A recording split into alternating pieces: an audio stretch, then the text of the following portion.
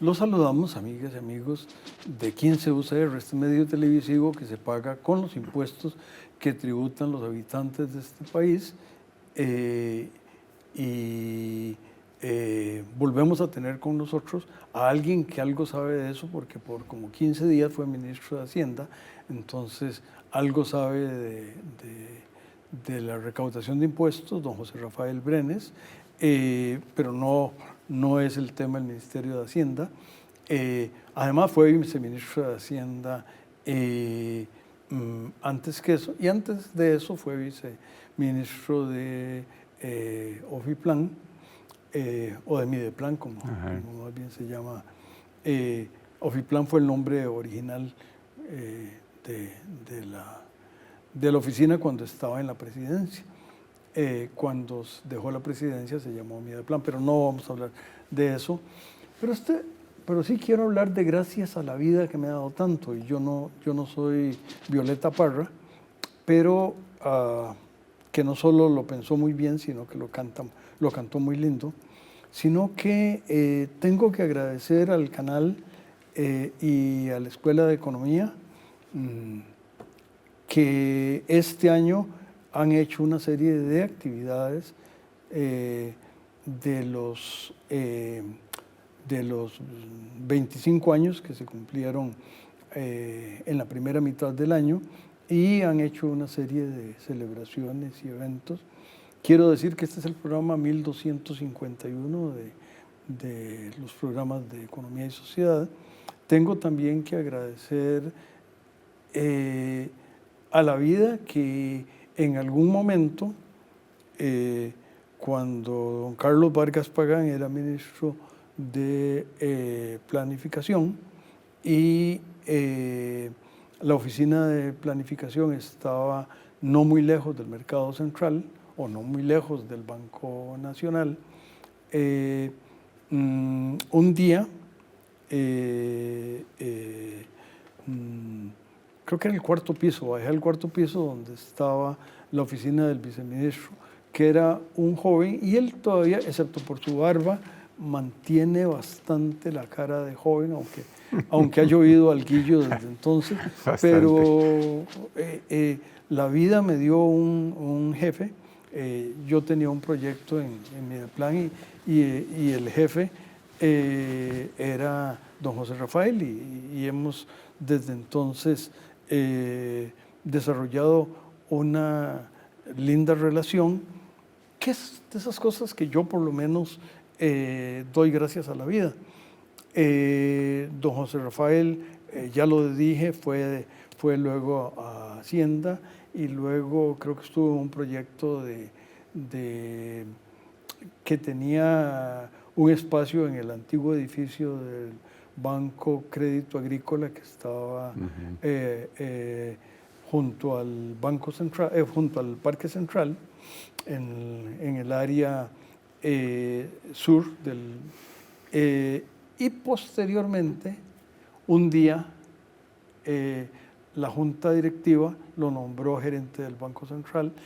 Para que no se termine, para completar eso, luego fue gerente de la Bolsa Nacional de Valores, y ahora tiene la vida más llena de sensaciones nuevas cada día, pero que él las maneja muy bien. Pero dos preguntas, don José Rafael. Una, ¿qué sintió cuando lo nombraron como gerente del Banco Central, y cuál fue la primera vivencia de llegar a ese edificio al lado de la Avenida Central? Bueno, don Juan Rafael, como siempre, un placer estar compartiendo este espacio con usted y con todas las personas que lo siguen. Felicidades, 25 años de hacer futuro. Sí, tienen que reconocerse bien.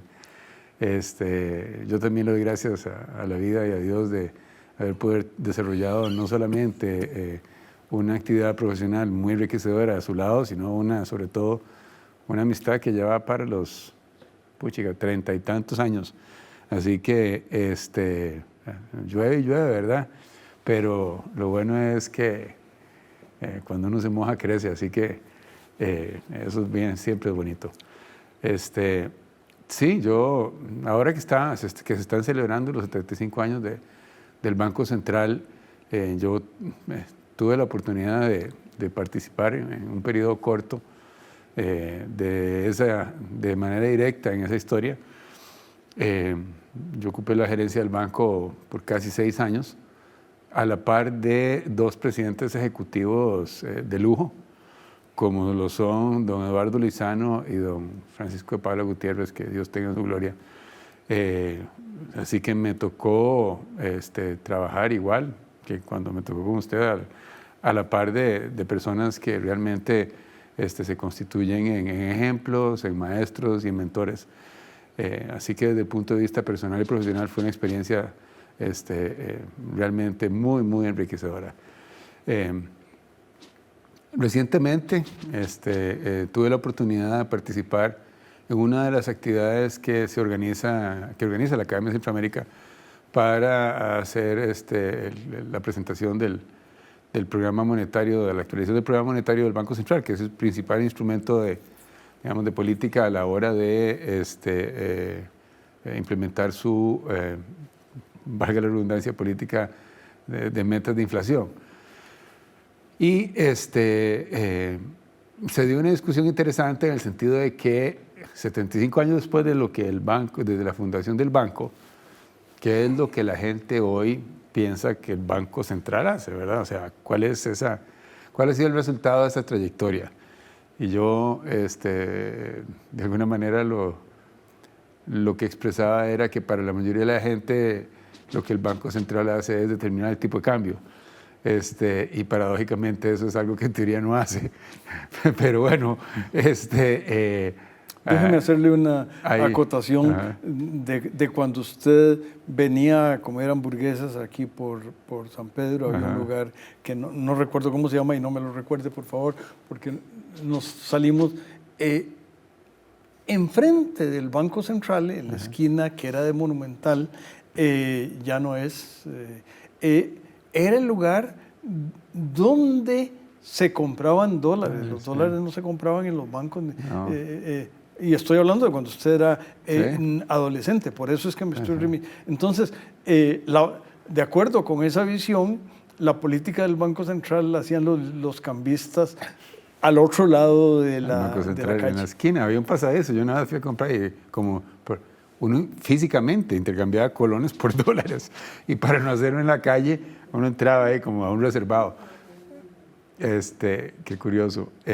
Bueno, pero haremos un reservado al segundo segmento, José Rafael.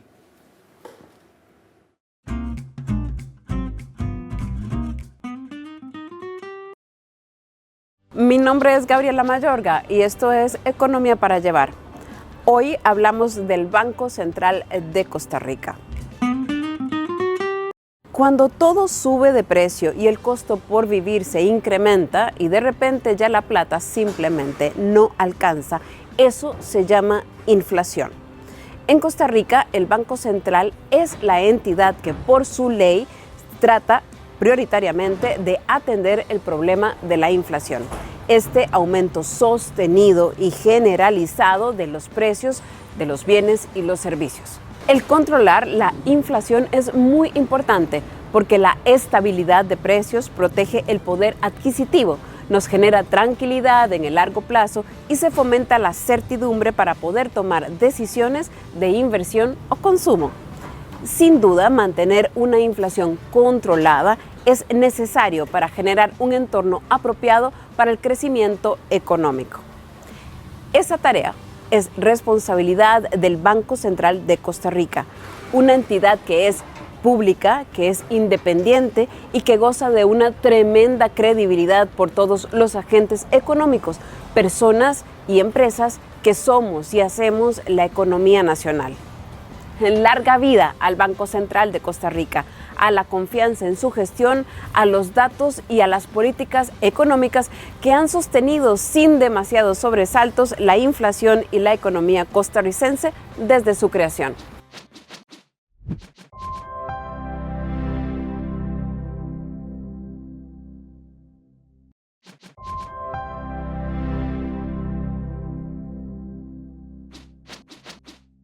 continuamos, amigas y amigos, recordando y homenajeando al Banco Central. Y conversaba yo de que cuando don José Rafael era niño o adolescente, había un lugar de cambio de dólares al otro lado de la calle. Entonces, esa idea que discutieron en esa sesión de qué era lo que hacía el Banco Central, en esa época ni siquiera lo hacía el Banco Central, sino que ocurría en la esquina de enfrente.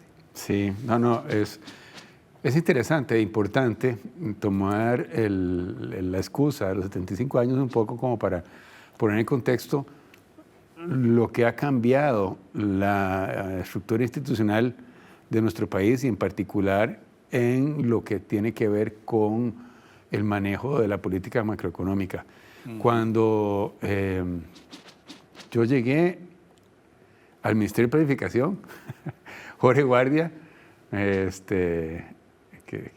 primo mío, era presidente del Banco Central y el Ministerio de Planificación, ahí fue mi primera vinculación con el mercado de valores, ocupaba un puesto, en esa época no era la SUGEVAL, sino la Comisión Nacional de Valores, y recuerdo muy bien, intercambiar con Jorge con esa excusa, o tener la oportunidad de conversar con Jorge a raíz de esa excusa, pero todo el debate que había acerca de cómo la fijación del tipo de cambio afectaba el objetivo de estabilidad de precios del Banco Central, ¿verdad?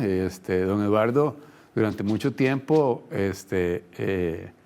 como decía que la política fiscal era un desastre, él le dio al Banco Central la tarea de anclar las expectativas con un régimen de mini devaluaciones. Y él decía, yo prefiero tener una inflación del 9 o el 10 fija, que todo el mundo sepa que eso va a ser, a depender de una política fiscal totalmente expuesta a los ciclos políticos que estaría ocasionando una incertidumbre muy grande. ¿Por qué menciono esto? Porque el Banco Central como una institución ha tenido un cambio que ha venido, o sea, ha ido madurando y ha hecho, más allá de los desacuerdos que uno pueda tener sobre decisiones de política coyunturales, ha hecho un cambio importantísimo en establecer condiciones para que todos los costarricenses, los trabajadores independientes, los empresarios, los emprendedores, los trabajadores informales, desarrollen su actividad con un nivel de certeza que les permite hacer algún tipo de tener una visión de futuro para tomar decisiones de si comprarse una casa, invertir en el negocio, contratar a más personas, situación que no siempre fue así. Y es más, cuando uno se va a cómo era la situación en nuestro país antes de que hubiera el Banco Central, y es una cosa que yo creo que nadie se pregunta, ¿verdad? ¿Quién emitía los colones antes que el Banco Central los emitiera, verdad? Había billetes del Banco de Costa Rica, por ejemplo, eso los he visto. Yo no soy coleccionista numismático, pero me ha tocado ver esos billetes y al no haber una autoridad monetaria, toda esta incertidumbre, todo el tema de la variación en el nivel de precios, la incapacidad de tener un sistema financiero desarrollado que esté supervisado, que tuviera un prestamista en última instancia, una cantidad muy importante de elementos de nuestra institucionalidad en la parte macroeconómica que hoy nos permiten tener, entre comillas, una economía desarrollada, se han venido dando a lo largo de el crecimiento del Banco Central como una entidad que juega un rol central en el desarrollo económico del país. Entonces, hemos tenido varios periodos, hay de todo, desde lo anecdótico, cuando Bernal Jiménez era presidente del Banco Central, que era súper, el Banco Central se dedicó a, rarísimo, una política de casi social, de socialismo nervio estatal. y motor de la economía nacional. Nervio y terror de la economía nacional, era la versión la versión apócrifa. correcta. Exactamente, a donde el Banco Central giraba fondos para la Corporación de Desarrollo CODESA o Codicia, para financiar con privados proyectos privados de desarrollo nacional. Yo conocí varios. A mí no se me olvida nunca una vez que vi una finca Camarones que era financiada por CODESA en la mitad de ningún lado. Y bueno, tuvimos un Banco Central que hizo eso, ¿verdad? Después viene la crisis de la deuda externa de Costa Rica y el Banco Central, ya en la figura de don Eduardo Lizano, tiene un rol súper importante en lograr que el país supere ese periodo tan difícil del shock que se presentó a nivel externo y a nivel de la economía nacional. Hizo toda una renegociación de la deuda externa y sentó las bases para lo que sería un periodo de estabilidad basado durante más de una década en las mini devaluaciones de las que veníamos hablando, ¿verdad? Pero, de nuevo, o sea, tal vez más allá de lo que sería una discusión de teoría económica acerca de cuál es el régimen cambiario, creo que lo importante es rescatar el papel que como institución, y la institución son las personas que la componen, el Banco Central ha tenido a lo largo de estos 75 años insisto y subrayo, cómo ha venido, afortunadamente, logrando acomodarse a lo que es el cambio en la forma en que se estructura nuestra economía y la economía internacional para permitir que Costa Rica tenga un sistema financiero que le permita crecer y generar empleo y oportunidades. Pues vamos a pedirle al canal que nos invite para el tercero y último segmento, José Rafael.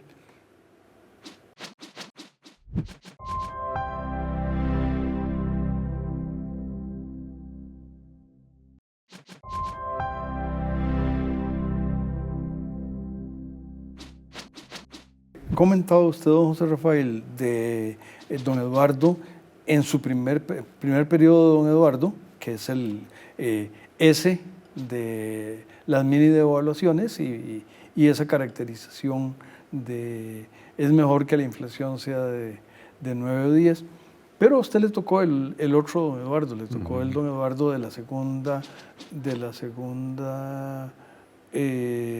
presidencia, y me parece que ese don Eduardo, que es un hombre muy lúcido, entendió que no era tanto que había que arreglar la economía, que había que arreglar un poco el Banco Central. Y entonces creo que ustedes dos, según yo lo veía desde afuera, estaban replanteando el banco. Y una vez que se va don Eduardo, viene don Francisco de Paula Gutiérrez, que me parece que además de un brillantísimo de maneras distintas a ambos, pero muy brillantes los dos, era alguien divertidísimo por inteligente. Don Eduardo también era muy divertido, pero solo él se enteraba, porque don Eduardo decía algo y uno no se daba cuenta que lo estaba vacilando hasta 2 días después. Con Francisco era más directo, pero ¿cómo recuerda usted ese periodo con esos dos antiguos maestros universitarios? Porque hasta eso fueron ambos en distintas calidades. Sí, bueno, yo creo que Costa Rica y el banco tuvieron muchísima suerte de